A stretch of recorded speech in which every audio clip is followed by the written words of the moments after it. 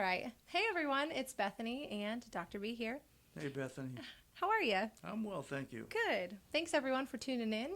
We're excited to talk to you today. And today we're going to tackle a mental health craze, which is cold plunging. A mental health? Yes, it's a mental health. It's a way to boost your mental health. It's a super big craze right now I gotta hear. on the internet. Tell me about it. It's called cold plunging. Cold plunging, or taking a cold plunge. You're not sticking your head underwater. No, actually, you don't have to submerge your head under or submerge yourself fully in the water, but you Okay. need to get into the water up to your neck. Okay. Cover everything except your head can stay out, probably so that you can scream because the water is so cold. But they're speaking of the benefits for boosting your mood, decreasing depression and anxiety, easing sore muscles. So quickly aiding in the recovery of getting those workouts, Sure. better sleep, and increases dopamine levels. And how do they do this? What are So the you steps? can do it at home in a You do it at home bathtub. in a You can do it bathtub. in the shower. Some people say you can just right after your shower you just turn it all the way to the cold and then stand in the shower as long as you can in the cold water. That's okay. Yeah. Other sources say that it needs to be like an ice bath. You can use your bathtub, and there's a huge market now for purchasing a cold plunge tub that you can get in your garage, in your home gym. And then it's always plugged in and the water's always ready to go. So it's that like a you whirlpool, only that's cold. only it's cold. Uh-huh. Yeah. Or, of course, you can, natural body of water or like a lake or an ocean, somewhere beautiful that you can Sure. go to and enjoy the cold plunge. Yeah. Or a pool. Okay. Yeah, like a regular swimming pool. Okay.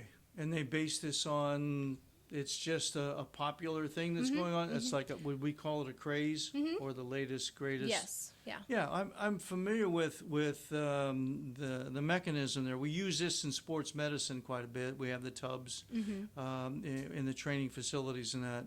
But you have to understand all bodies are different. People are different. Number one, the bodies of water that you mentioned, there's a lot of variables there. A lake, a bathtub, this mechanism or this device now that they have, the cold tubs and that. The body is very specific, and what you do for one person, you can't do for all people. It's not that general. And when you do a cold plunge, it may be well intended to do some benefit. However, if you're doing that, you could create a lot of problems, serious ones, irrevocable ones, frankly. If somebody has heart issues or liver issues or kidney issues or comorbidity, something that's going on within them, and then it's like walking near a swimming pool, as hot as it is outside, and it feels, nice and hot, and somebody comes up behind you and pushes you in the pool.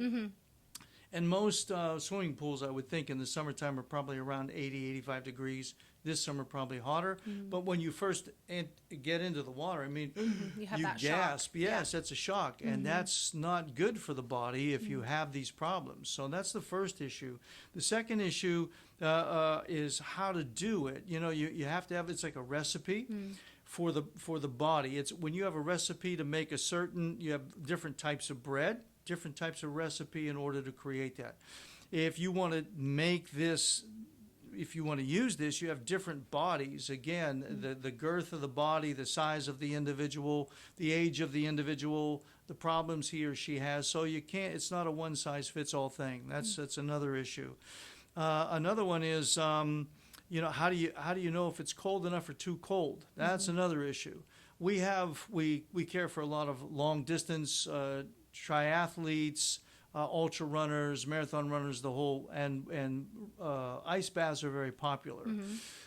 How we do that for the individual is this: your body is a self-preserving entity. So to do it, it's a very simple way you can do it. If you choose to use a bathtub, you want to put the cool water in there first. Cool, not cold, cool, and introduce your body into the cool water. You don't necessarily have to get up to the neck area. You can do it diaphragmatically. About the mid-chest would be sufficient. If you want to go a little higher, armpits would be good because the lymphatic chain is there. If you go too high, there are sensors here in the carotid, in the arteries that going up to the brain.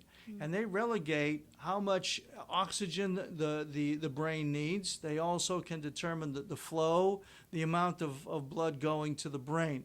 If you go too there, you could cause it to go askew, and you could have some problems.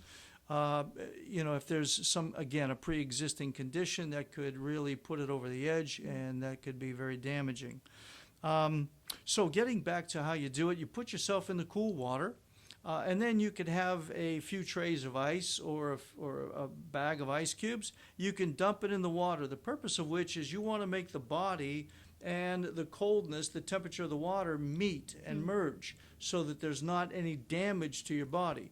Because if you go too quickly, that shock that we talked about, if you put the body, which is at a certain temperature, all of a sudden in something that's 40 or 50 degrees different, you're going to cause some cell death. You're going to kill cells of the body. You're going to cause cells to rupture. You're going to cause a shock to the body. It's definitely not going to like the situation, see? So that's not what you want to do. You want to make it so that the two meet. And after it's getting cold to the point where it's a little bit uncomfortable, that you can tolerate it, but you'd rather be somewhere else, kind of a mental thing, but it's been gradual. Also, I forgot to mention, you can have a salt shaker and put some salt in the water. That will cause the water to get colder quicker without the use of so much ice. That's one way you can do it. Now, I did a video quite a few years ago, as a matter of fact. It's on our YouTube channel, but there's nothing new. And the method that I prefer, or I would recommend, because you're in much greater control when you do this, is using the shower that you alluded to. And you don't quickly change it from one extreme to the next. You've taken your shower, and now you're going to go from the warm water to the cold water, but you go gradually. You're changing, and again, you're in control because your body's telling you you're going to cooler water and a little cooler, and you'll notice you start to gasp a little bit as the body acclimates itself and gets ready for it, and then you can govern it and get it colder and colder and colder to the point where you don't want it any colder. But again, you've done it gradually for your body, and your body's letting you know the limits. So there are benefits. There are definite benefits. And when you're under that, when you reach that threshold or that point, stand there for about 2 minutes or 5 minutes, whatever you choose to do. And what you can do after that, I wouldn't dry off with a towel where you're rubbing it, because that creates friction. What you want to do is just pat yourself dry. So you're not undoing the benefit you've gotten. And when you do this, yes, it's going to increase your circulation, which is going to help to clean out some of the areas. The blood flowing through there faster is going to help to clean out some of the debris. It's going to help the lymphatics, because you're going to tighten up. You're going to resist it. The lymphatic has to be, that system has to be contracted, relaxed through motion. You'll be providing that, so you'll get some drainage there. You'll be breathing differently, and a lot of people are so sedentary. That's probably the most exasperated they're going to get, is when they're in the shower. So those types of things. And as far as mental clarity in that is coming as a result of the blood and the oxygen now coming up, see, which is instigated by the cold shower. So I can understand that you're going to get a little bit clearer in your thinking and whatever, but it's the return on the investment is going to be very minimal. So but people can have benefit from the colder water just at home in their shower or bathtub in the ways that you mentioned, without having to do these epic plunges of sorts. And the better of the two ways is going to be the shower, because as I said, you have control on the nozzle. Your body is letting you know it's sensitized to the change of temperature, and you can govern that all the way through. And then when you get to the point where you can't take anymore, you take your hand off the thing, and then boom, boom, boom. And then when you leave the shower, you don't want to turn it back to warm and then get out. You leave it in that state because you want it to carry over for a few minutes at least after that's Is there a time frame to get the benefits? Like you said, 2 minutes, 5 minutes? Again, it depends on the individual that's in the shower. Yeah, I would say that to err on a little bit more than not enough, probably you can work yourself up to it too. You've got to, your tolerance has to be built up So you can start out doing 2 minutes. After 5 minutes in that environment, it's a descending return. You're not getting any benefit from it. Okay. So 5 minutes would be where you'd want to go. What about, you had talked about gradually working the way up or working your way from the hot to the cold, but if there's like an athlete that's working out and just wants to go straight for the easing of the muscles and enjoying that ice bath, would you need to take the hot shower and then go to the cold, or could you just go straight into the cold? No, you don't want to. Again, the body is the body. It doesn't matter where it is. We all operate under the same paradigm. We have the same limitations, and it doesn't matter how young the individual is, how athletic he or she is, and how well conditioned they are. You don't want to just dump your body. Okay. And as an that athlete, goes back to that shock exactly, of being just it's dumped cell right death. into the It pool. damages the body. Okay. Absolutely, Cell positively. death and damages the body. Yes, it does. Yeah. Okay. And that's the last thing the athlete wants to do, Right. because that's, They just work for so all hard of us, to. this is the most important piece of equipment we have. Yep. So we want to It's the preserve only one it. we're going to get. Yeah, we don't want to damage it any more than it's damaged throughout everyday use. Yeah. Yeah. Well, great. Thank you for answering Well, that. thanks a lot. I Yeah. appreciate that. That was one of my personal questions. I've been very interested in this mental health craze going around with the cold plunging.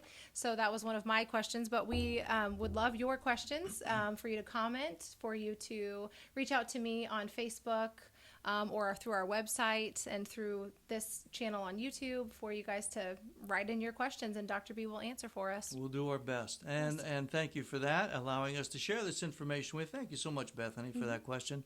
And until the next video, and as always, God bless.